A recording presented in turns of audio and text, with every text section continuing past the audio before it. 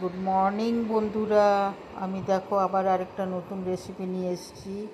নিরামিষ রান্না, ঝিঙে, আলু আর সজনে ডাঁটা সর্ষে পোস্ত দিয়ে দেখাবো তোমাদেরকে। নিরামিষ রান্না।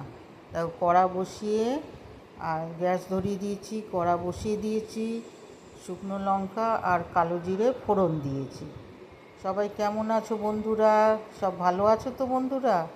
সবাই ভালো থেকো, সুস্থ থেকো। এই দেখো, এবার আমি ঝিঙে, আলু আর সজনে ডাঁটা দিয়ে দিলাম তেলের মধ্যে। সর্ষে কালো জিরে আর শুকনো লঙ্কা ফোড়ন দিয়েছিলাম। আর এবারে সবজিগুলো দিয়ে দিলাম, আলু, ঝিঙে আর সজনে ডাঁটা সর্ষে পোস্ত দিয়ে করব। দেখো কেমন লাগছে তোমাদের বন্ধুরা আমার রেসিপিগুলো। দেখো নুন, হলুদ, লঙ্কা গুঁড়ো দিয়ে দিলাম আর একটু মিষ্টি দিলাম স্বাদের জন্য। কেমন লাগে আমার রেসিপিগুলো বন্ধুরা? যদি ভালো লাগে লাইক করো, শেয়ার করো, কমেন্ট করো আর অতি অবশ্যই সাবস্ক্রাইব করে দিও। দেখো এবার আমি এটা একটু ভেজে নিই, দিয়ে তারপরে একটু আমি ধিমে আঁচে বসিয়ে দেবো ঢাকা দিয়ে। তারপরে 3-4 মিনিট পর তোমাদের আমি দেখাবো। এবার আমি ঢাকা দিয়ে দিলাম। এবার 3-4 মিনিট পর আমি ঢাকা খুলে এবার আগুনটা সিম করে দিলাম। সর্ষে পোস্ত রেডি রেখেছি, যদি আলু গলে যায় এবার আমি সর্ষে পোস্ত দেব। দেখো ঢাকা 3-4 মিনিট পর ঢাকা খুললাম, দেখো কত জল বেরিয়ে গেছে ঝিঙের। আর এতেই রান্না হয়ে যাবে। খালি কিছুই দিইনি আমি, নুন, হলুদ, লঙ্কা গুঁড়ো আর চিনি স্বাদের জন্য, ব্যাস আর কিছু না। খুব সিম্পল, খুব সোজা।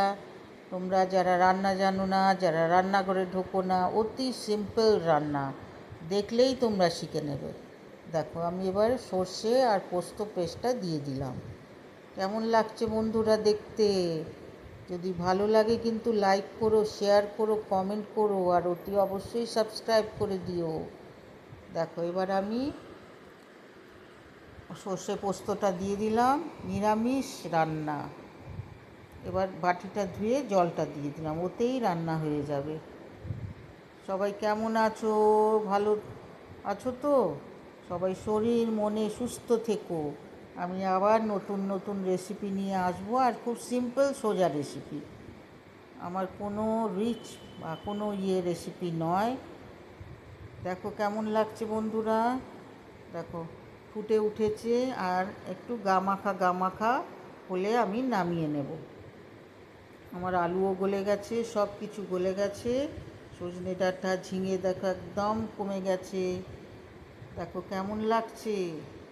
আমি আবার আরেকটা নতুন রেসিপি নিয়ে আসবো, ততক্ষণ তোমরা আমার চ্যানেলটা দেখতে থেকো। আর ভালো লাগলে কিন্তু যা বললাম তাই করো কিন্তু। দেখো আমার প্রায় হয়ে এসছে। শুকনো লঙ্কার কালো জিরে ফোড়ন দিয়েছিলাম তেলে, 3-4 চামচ তেল দিয়েছিলাম।